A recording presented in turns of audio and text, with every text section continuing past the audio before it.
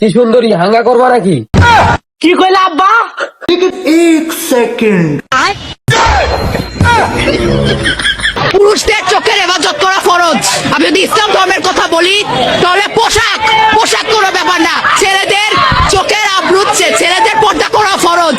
এই হাদিসটা আমার মনে হয় অনেক পুরুষ। A few moments later.